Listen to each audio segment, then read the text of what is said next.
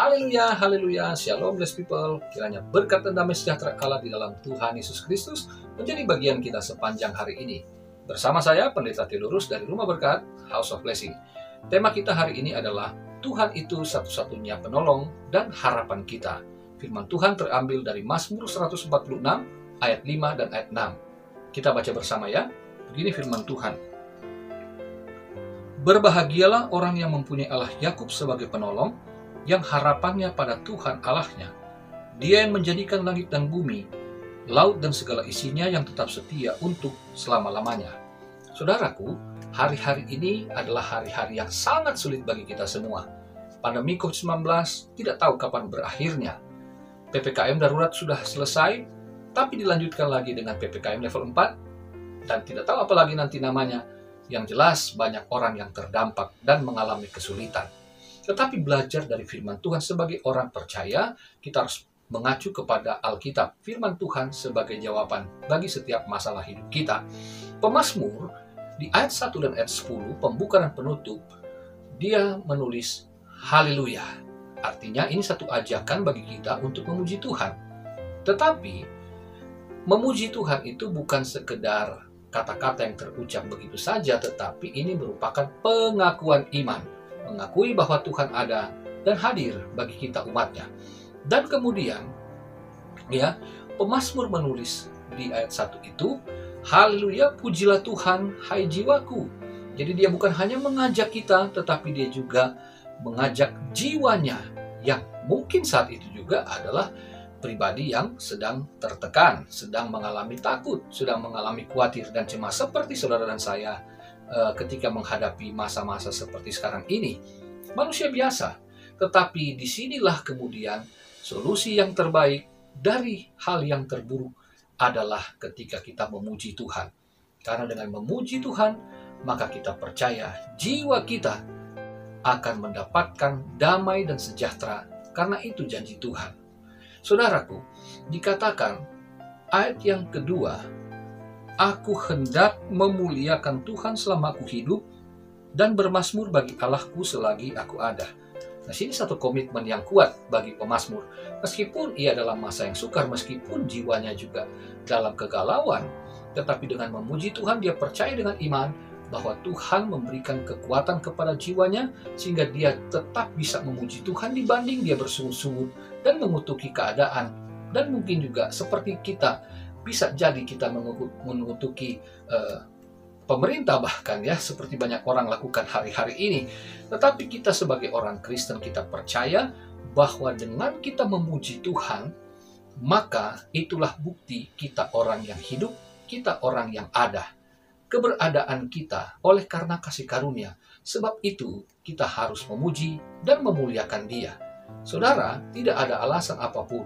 Karena kalau kita masih hidup dan masih ada sampai hari ini, meskipun dalam kesulitan, tetapi itu berarti Tuhan tetap hadir, menyertai, dan memberkati kita. Amin, saudaraku.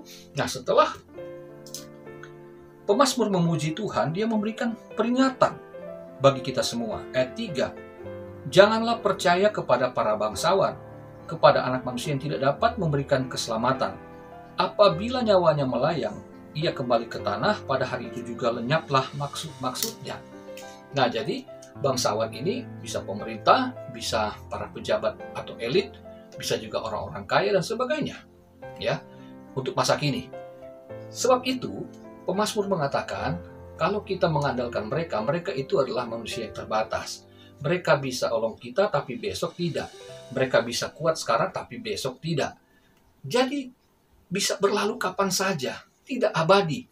Kita hanya punya satu yang abadi, yaitu ayat 5 dan ayat 6 mengatakan, ayat 5 khususnya, bahwa kita punya Tuhan satu-satunya penolong dan harapan kita.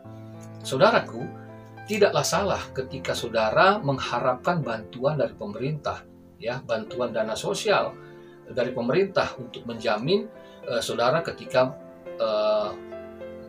mengikuti PPKM seperti sekarang ini. Tidak masalah. Tetapi saudaraku, keuangan negara itu terbatas. Sampai kapan pemerintah bisa menjamin saudara? Tidak akan kuat keuangan negara karena pandemi nggak tahu kapan selesai. Tetapi kalau saudara mempercayakan hidup sepenuhnya kepada Tuhan sebagai satu-satunya penolong dan harapan, maka saudaraku percayalah. Karena hanya dengan iman, ingat, haleluya itu perkataan iman, bukan sekedar pujian yang keluar begitu saja. Demikian dengan saudara mempercayai bahwa Tuhan hadir dan memberkati saudara, bukan hanya pada saat-saat tertentu, tetapi kapanpun. Saya pendeta, saya hamba Tuhan, tetapi saya juga manusia biasa. Bagaimana saya bisa kuat menghadapi situasi dan kondisi saat-saat ini? Ya hanya dengan percaya kepada Dia, percaya kepada Tuhan dan percaya kepada firman-Nya. Tidak lain. Apakah pendeta bisa nggak percaya? Bisa saja. Ya, saudara, saya mengenal banyak orang kuat, bangsawan-bangsawan ini ya, para pejabat, para pengusaha kaya, orang-orang hebat. Saya banyak mengenal mereka karena saya melayani mereka. Tetapi saya tidak boleh menaruh pengharapan kepada mereka. Ya, saya tidak berdosa di depan saudara bahwa saya tidak pernah menghubungi mereka demi kepentingan ekonomi saya. Tidak ada. Karena saya percaya Bapa di sorga lebih tahu apa yang menjadi kebutuhan saya. Saya cukup percaya kepada Dia dan kepada firman-Nya. Saudaraku, karena dikatakan bahwa Tuhan Allah itu pencipta langit dan bumi, ketika pemerintah kita tidak sanggup, kita harus berserah penuh kepada Raja di atas segala raja. Pemerintah alam semesta adalah Tuhan. Dia tentu bukan hanya mencipta, tapi Dia bertanggung jawab atas ciptaannya. Dia berdaulat penuh atas bangsa kita dan termasuk atas diri kita. Jadi saudara jangan takut. Meskipun terlintas rasa takut itu, tetapi ingat ada Tuhan yang beserta dengan saudara, janji Yesus yang tidak pernah meninggalkan saudara. Ada Roh Kudusnya di dalam hidup saudara yang memberikan jaminan akan kebenaran firman Allah. Sehingga ketika saudara cemas dan khawatir akan bagaimana nih ketika PPKM, saya berdagang, saya berusaha, saya bekerjanya, kok waduh susah sekali. Ingat saudaraku, bahwa Tuhan tidak pernah meninggalkan saudara. Saya juga secara manusia, ya kalau bicara secara materi, ya mengalami penurunan omset karena pelayanan saya banyak yang hilang, saudaraku, banyak yang artinya pelayanan-pelayanan yang secara materi itu menjadi bagian saya kalau saya pelayanan di mana-mana. Sejak pandemi ya saya tidak menerima seperti itu lagi, tetapi bukan berarti saya berkekurangan. Tidak, saudaraku. Karena saya percaya bahwa Tuhan, Dia yang mempunyai saya sebagai miliknya, karena Kristus yang telah mati bagi saya, maka Dia juga tentu yang menjamin kehidupan saya. Demikian juga dengan saudara. Karena di sini di ayat 7-9 itu kategori orang-orang yang ditolong Tuhan begitu banyak. Dia bukan hanya soal ekonomi, tapi soal kesehatan, soal jiwa, soal keselamatan kekal. Semuanya Tuhan jamin. Ketika Mesias itu datang dan Yesus Kristus sudah datang, tentu kita percaya bahwa keselamatan kekal Dia jamin. Keselamatan kita juga dalam keseharian, di dalam penderitaan, dalam perjalanan di dunia ini, Dia tidak akan pernah meninggalkan saudara dan saya. Haleluya. Dan saudaraku, saya adalah saksinya bagaimana di tengah pandemi ini berkat Tuhan selalu datang tepat pada waktunya.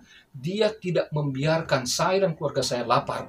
Saya juga bersyukur jemaat yang saya layani itu tidak mengalami kekurangan, kalau mereka juga banyak yang kehilangan pekerjaan. Tapi dengan cara ajaib Tuhan menolong mereka.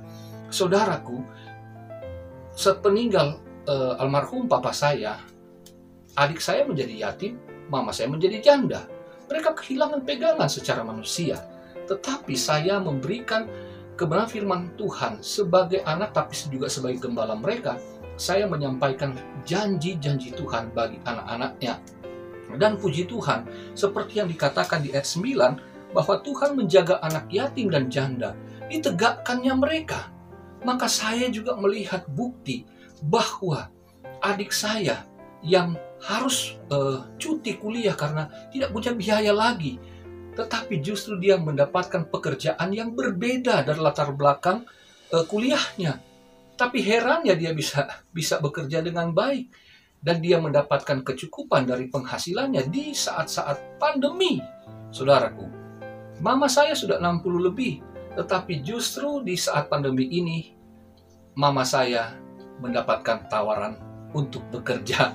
Saudara yang terkasih dalam Tuhan, bahwa yatim dan janda ditegakkan Tuhan, bahwa orang-orang yang tidak punya kekuatan untuk ditolong dan tidak punya harapan, karena pada masa itu yatim dan janda itu orang-orang yang bisa dikatakan sudahlah kategori ayat 7-10 itu orang-orang yang nggak bisa diharapkan gitu ya, sehingga mereka tersingkir dari pergaulan sosial.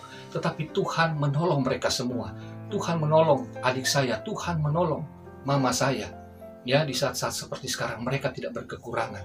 Saya tidak bisa bantu banyak karena saya pun hamba Tuhan yang ya bisa dikatakan masih pas-pasan juga.